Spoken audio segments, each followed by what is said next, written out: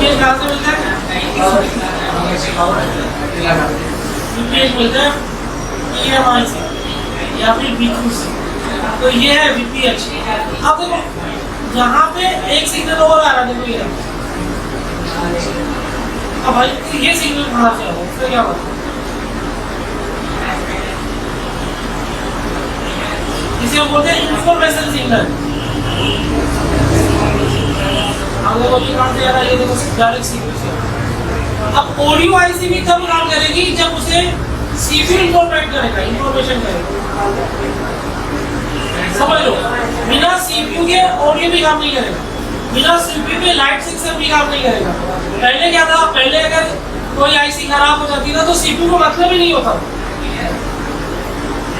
समझ लो भाई, light IC खराब होगी, सीपीयू को मतलब ही नहीं है, लाइट आईसी खराब होगी होगी तो होगी। अब आप लाइट आईसी चेंज कर दोगे, बूस्ट कॉइल चेंज कर दोगे ना, और फिर भी डिस्प्ले पे लाइट नहीं आएगी। क्यों नहीं आएगी? जब तक उसका इंफॉर्मेशन सिग्नल काम नहीं करेगा।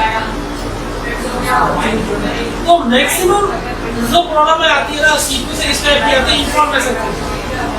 अच्छा, लाइट सेक्शन में हमने वीपीएच चेक कर लिया, वीपीएच ओके है ना, और हमने इसका जो बूस्ट कॉइल का वोल्टेज है वो भी चेक कर लिया, 40 वोल्टेज दिखा रहा है, 30 वोल्टेज दिखा रहा है, लाइन ओके, और वीपी डिस्प्ले पे लाइट नहीं आ रही है। तो डिस्प्ले पे लाइट तब तक नहीं आएगी जब तक इंफॉर्मेशन सिग्नल काम नहीं करेगा। और जो वो इंफॉर्मेशन सिग्नल होता है ना, वह काम करता है I2C प्रोटोकॉल। समझ में मेरी बात? तो कोई भी आईसी लगी है, कितनी भी आईसी लगी हुई है ना, हर एक आईसी अंडर सीपीयू काम करेगी।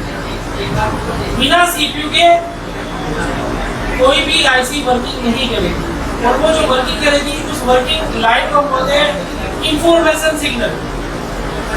और वो जो प्रोटोकॉल होता है ना, वो होता है I2C प्रोटोकॉल। I2C प्रोटोकॉल में जितने भी मास्टर हो, जितने भी स्लेव हो, सारे के सारे अंडर सीपीयू काम करेंगे, ठीक है। और उसके ट्रैक में 2 रजिस्टर लगे होंगे जिनकी वैल्यू होगी 2.2 किलो। अभी वो भी दिखाता हूँ मैं आपको।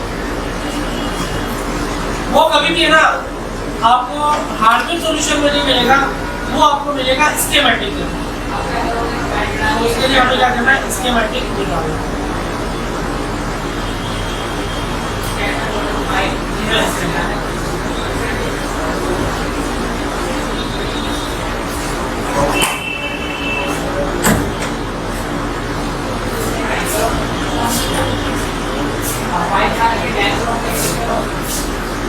जब भी हम स्कीमेटिक खोलते हैं हमें लेआउट और स्कीमेटिक दोनों ऊपर आते हैं।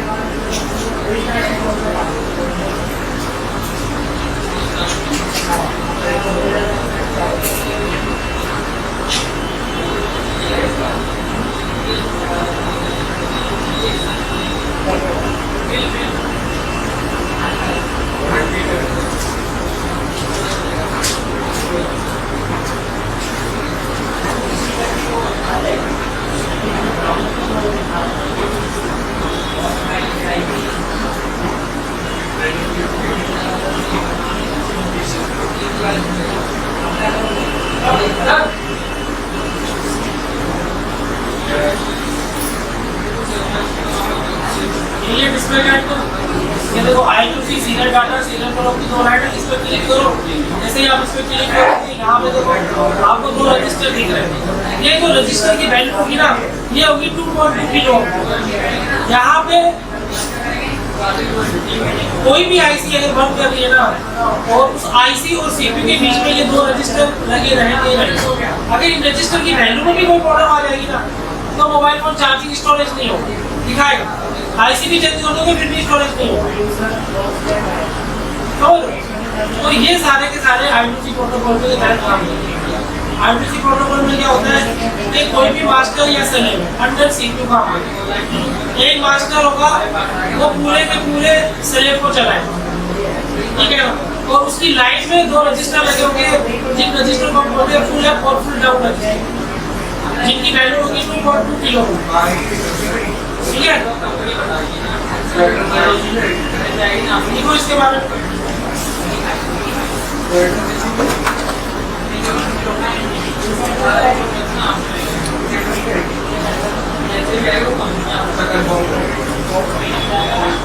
I2C protocol.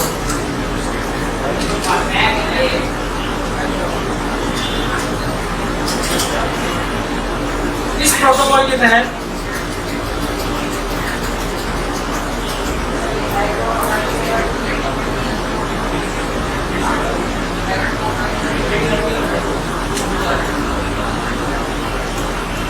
मोबाइल फोन के सारे स्लैब अंडर सीपीयू वर्किंग करते हैं, स्लैब और मास्टर दोनों। अगर किसी का पर्टिकुलर आईसीपी लगी हुई है ना, वो आईसीपी अंडर सीपीयू काम करेगी। मोबाइल फोन के अंदर मास्टर और स्लैब अंडर सीपीयू वर्किंग करेंगे। स्लैब और मास्टर अंडर सीपीयू वर्किंग करेंगे।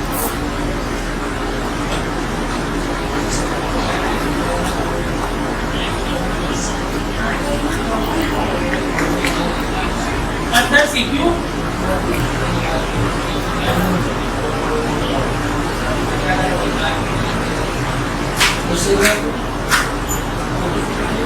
आईडी इंफॉर्मेशन सी गलती कर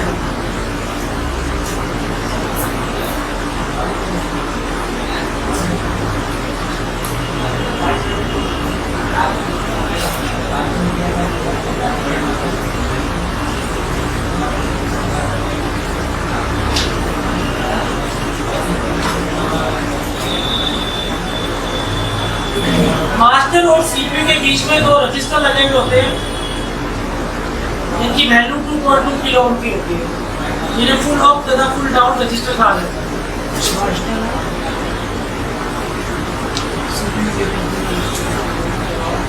ठीक है,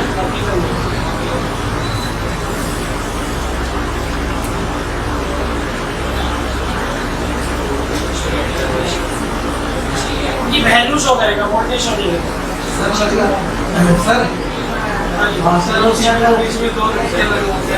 जिनकी वैल्यू 2.2 किलो ओम की होती है,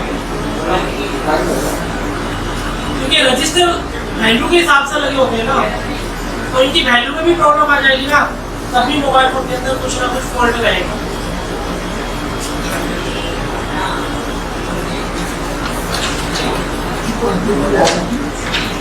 रजिस्टर लगी हुई है, हाँ हो जाएगा। तो बात है ना, आप बताओ आज की क्लासेस के बारे में, आज कौन सा टॉपिक स्टार्ट हुआ था और उसको अपने अकॉर्डिंग एक्सप्लेन करो उसको। टीचर ने तो एक्सप्लेन कर दिया आपको, अगर आपको एक्सप्लेन करना पड़े, यानी कि आपको रिपेयर करना पड़े, तो कैसे करोगे? स्टेप बाय स्टेप मुझे समझाओ। पहले तो टॉपिक क्या था आज का? ठीक है, जो भी टूटा होता है वो डिस्प्ले और कैमरा की होता है, जो आईपी से टूटा होता है वो टच के लिए होता है।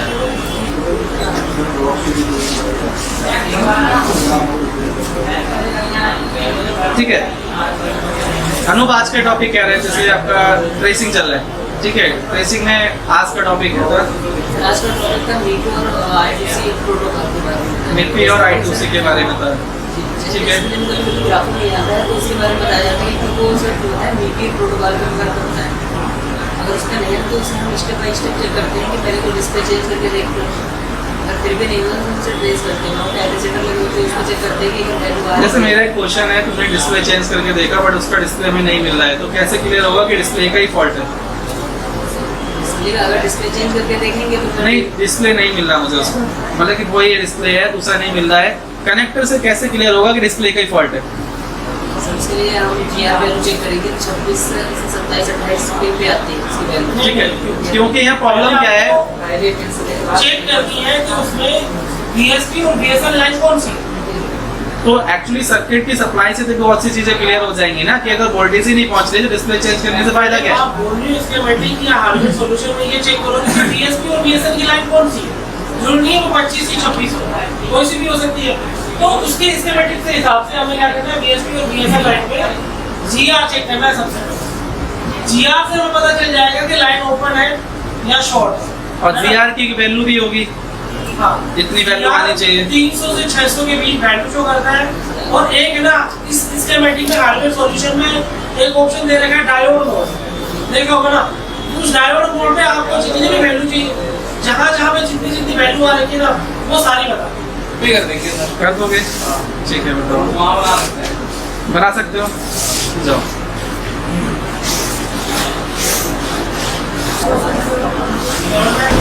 ये एक्चुअली क्या है ना, इनका ट्रेसिंग का बैच चल रहा है, इनका ना एक्चुअली सरप्राइज, और सरप्राइज कौन से टॉपिक को एक्सप्लेन करोगे आप? मीपी प्रोटोकॉल। अगर आपने इन स्टूडेंट को एक्सप्लेन कर दिया, जिससे पता है क्या क्लियर हो रहा है? इससे क्लियर हो रहा है कि आप किसी भी चीज़ को बड़े अच्छे से ना कर पाओगे। क्योंकि सबसे बड़ी प्रॉब्लम क्या होती है कि अब किसी को एक्सप्लेन करने से पहले मुझे अपने आप को एक्सप्लेन करना पड़ता है कि मुझे कितना आता है, ठीक है। अगर आप दूसरे को एक्सप्लेन कर पा रहे हो तो डेफिनेटली उस एरिया में आप परफेक्ट हो जाओगे। क्योंकि हम परफेक्ट कब होते हैं? जैसे टीचर का परफेक्ट होता है जब वो बार बार दूसरों को एक्सप्लेन करता रहता है, तो सबसे पहले अपने आप को एक्सप्लेन करता है, यार हम ये पढ़ाने जा रहे हैं कि ऐसा तो ना हो, गलत हो, ठीक है, क्या पता वो बच्चों को समझ में आए या ना आए। तो सबसे पहले वो क्या करता है? अपने आप से एक्सप्लेनेशन देता है कि वो समझ में आएगा नहीं आएगा। तो सरप्राइज, आज कौन से टॉपिक को एक्सप्लेन करोगे? मीपी प्रोटोकॉल एक्सप्लेन करो।